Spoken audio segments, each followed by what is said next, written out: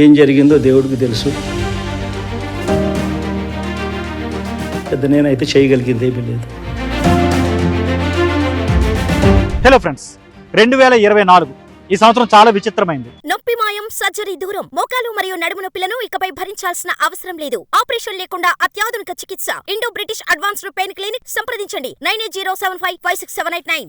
ఇస్తే కొంతమందికి పూర్తి సక్సెస్ ఇచ్చేసింది, వాళ్ళ మొక్కల్లోకి నవ్వు తెప్పించింది, పూర్తిగా హ్యాపీ చేసింది. లేదంటారా, కొంతమందిని పూర్తిగా దిగాలు పడిపోయేలా చేసింది. వ్యవస్థలు కావచ్చు, పార్టీలు కావచ్చు, పూర్తిగా ఎదురు దెబ్బ తినేలా చేసింది. అంటే ఎక్స్ట్రీమ్ రిజల్ట్స్ అనమాట. అలా ఎదురు దెబ్బలు తిన్న పార్టీల్లోనే వైసీపీ కూడా ఉంది. వైసీపీ పెట్టిన తర్వాత చాలా ఇబ్బందులు పడింది. ఇంకా చెప్పాలంటే జగన్మోహన్ రెడ్డి పడిన ఇబ్బందుల్లోంచి ఆ పార్టీ పుట్టింది.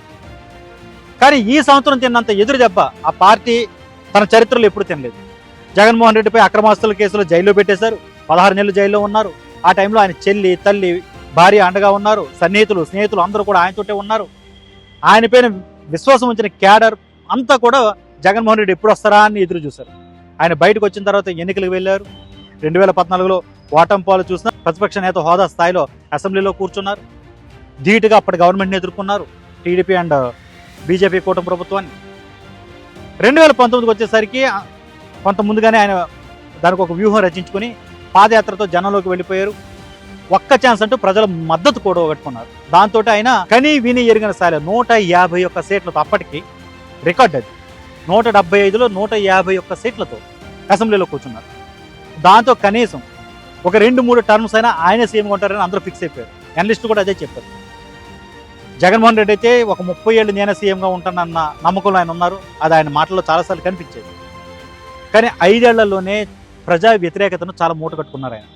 దానికి రీజన్ అందరికీ తెలిసిందే, ఎక్కువగా ప్రజా సంక్షేమం మీద దృష్టి పెట్టారు తప్ప అభివృద్ధి మీద దృష్టి పెట్టలేదు అనేది ఆయన మీద ఉన్న విమర్శ. అలాగే ఈ 3 రాజధానుల ప్రహసనం అనేది అన్ని చోట్ల ఆయన పైన వ్యతిరేకం తీసుకొచ్చింది.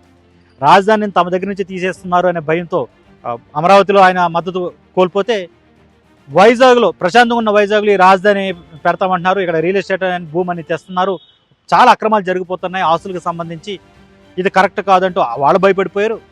మా పరిస్థితి అసలు మాకే అర్థం కావట్లేదు అంటూ రాయలసీమ, కర్నూలు ప్రాంతం వాళ్ళు ఆ పార్టీకి దూరం అయిపోయారు. సో ఈ 3 రాజధానుల ప్రహసనం అనేది వైసీపీని చాలా గట్టిగా దెబ్బకొట్టింది.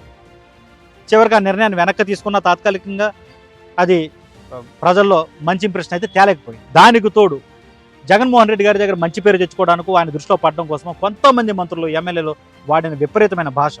ఒక మాజీ ముఖ్యమంత్రిని, 40 ఏళ్ల రాజకీయ జీవితం ఉన్న వ్యక్తిని అసెంబ్లీలో విమర్శించడం వరకు ఓకే, కానీ ఆ విమర్శిస్తూ వాడిన భాష, విమర్శ అనడం కంటే కూడా దుర్భాషలు అనాలి. మనం మళ్ళీ మాట్లాడుకోలేనంత బూతులు అవి అనమాట. ఇలా మీడియాలో మాట్లాడుకోలేనంత బూతులు వాడేసి ఆయన్ని చాలా బాధ పెట్టడం అనేది, ఒక్కసారిగా అంతవరకు అసలు టీడీపీకి మళ్ళీ ఛాన్స్ ఇద్దామనే ఆలోచనలో కూడా లేని వాళ్ళు కూడా అటే ఓటేద్దామనే ఫీలింగ్ చేశారు. అంటే అంత సానుభూతి క్రియేట్ చేశారు. ఇదంతా కూడా జగన్మోహన్ రెడ్డి దృష్టిలో పడతామనుకుంటూ అక్కడ ఉన్న ఎమ్మెల్యేలు కానీ మంత్రులు కానీ చేసిన పని. అది పార్టీకి చాలా చాలా తీవ్రమైన నష్టం చేసింది.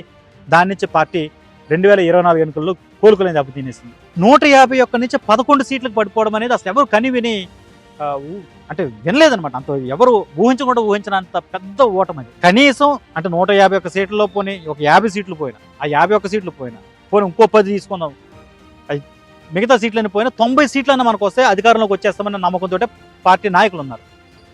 కానీ ఒక్కసారిగా 11 సీట్లకి కనీస ప్రతిపక్ష హోదా కూడా దక్కకుండా పడిపోవడం అనేది అసలు ఆ పార్టీ ఇంతవరకు ఉన్న చరిత్రలో కని విని ఎరుగని ఓటమి. అది ఆత్మస్థైర్యాన్ని దెబ్బకొట్టిస్తుంది నాయకులది. పైగా అప్పట్లో సోషల్ మీడియా అండ చూసుకుని రెచ్చిపోయిన వాళ్ళు ఎవరైతే ఉన్నారో వాళ్ళందరూ కూడా ప్రస్తుతం పరారీలో ఉన్నారు. కొంతమంది అయితే ఆల్రెడీ అరెస్ట్ అయి ఉన్నారు, కేసులు ఎదుర్కొన్నారు. విచిత్రం ఏంటంటే ఇలాంటి సంఘటనలు జరిగినప్పుడు వాళ్ళ మీద కానీ పార్టీ మీద కానీ ప్రజల్లో సానుభూతి వస్తుంది ఎంతో కొంత. కానీ వీళ్ళు చేసిన పని వల్ల, వీళ్ళు వాడిన భాష వల్ల, సోషల్ మీడియాని వీళ్ళు ఏ స్థాయిలో జనానికి చిరెత్తుకొచ్చేలాగా కామెంట్స్, పోస్టింగ్లు పెట్టడం లాంటివి చేశారు.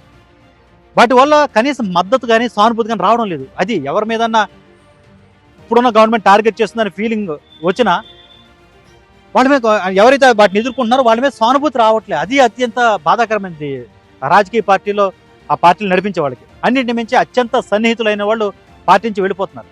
ఆఫ్ కోర్స్ అధికారం కోల్పోగానే పార్టీ వదిలేసి వెళ్ళిపోవడం అనేది కామనే, కానీ ఈ స్థాయిలో అత్యంత నమ్మకమైన వాళ్ళు అనుకున్న వాళ్ళు ఆళ్ళ నాని, తన సొంత బంధువు జగన్మోహన్ రెడ్డికి బాలినేని శ్రీనివాసరెడ్డి, జగన్ కోసం నేను ఏదైనా చేసేస్తానని చెప్పిన సామినేని ఉదయభాన్, కిలారు రోషయ్య, అవంతి శ్రీనివాస్, ఆఫ్ కోర్స్ అవంతి శ్రీనివాస్ పార్టీలు మారుతూ ఉంటారు ఆయన, అవంతి శ్రీనివాస్, జగన్ అన్నే నాకు చాలా ముఖ్యమైన వ్యక్తి, జగన్మోహన్ రెడ్డి గారు చాలా విలువిచ్చారని చెప్తాం వాసిరెడ్డి పద్మ, ఇలాంటి వాళ్ళందరూ పార్టీ వదిలేసి వెళ్ళిపోయారు. మోపిదేవి వెంకటరమణ జగన్మోహన్ రెడ్డికి భక్తుడు అనే స్థాయిలో ఆయన మీద ఒక ఇమేజ్ ఉంది. అలాంటి వ్యక్తి కూడా తన రాజ్యసభ సీటు కూడా వదులుకుని ఆయన రాజీనామా చేశారు పార్టీకి.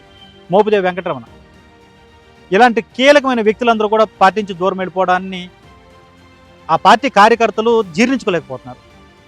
సో ఎలా ఇప్పుడు అంత ఓటమి నుంచి మళ్ళీ ఎలా రివైవ్ అవుతారు అనేది ఇప్పుడు అందరిలోనూ ఆసక్తిగా ఉంది. కొత్త సంవత్సరంలో ఖచ్చితంగా ముందుకు వెళ్తాను, కొత్త సంవత్సరంలో ఒక మంచి కంబ్యాక్ ఇస్తానని జగన్మోహన్ రెడ్డి గారు నమ్మకంగానే ఉన్నారు, దానికి రెడీ అవుతున్నారు. మరి ఆయన ప్రయత్నాలు రాజకీయంగా ఏ మేరకు ఫలిస్తే చూడాలి. కానీ 2024 అనేది వైసీపీ చరిత్రలోనే అత్యంత దారుణమైన ఓటమిని మిగిల్చిన సంవత్సరంగా నిలిచిపోతుంది. ఎందుకంటే 151 నుంచి 11కు పడిపోవడం అనేది మళ్ళీ జరిగే అంత ఓటమి ఏ పార్టీ కూడా ఎదుర్కొనే అవకాశం అయితే లేదనేది అనలిస్టులు చెప్తున్నారు. జగన్ రెడ్డి గారు ఎవరైతే మళ్ళీ కంబ్యాక్ అవ్వడానికి ట్రై చేస్తారో ఆయన ప్రయత్నాలు ఫలించాలని కోరుకుంటూ సైనింగ్ ఆఫ్ విజయసారథి.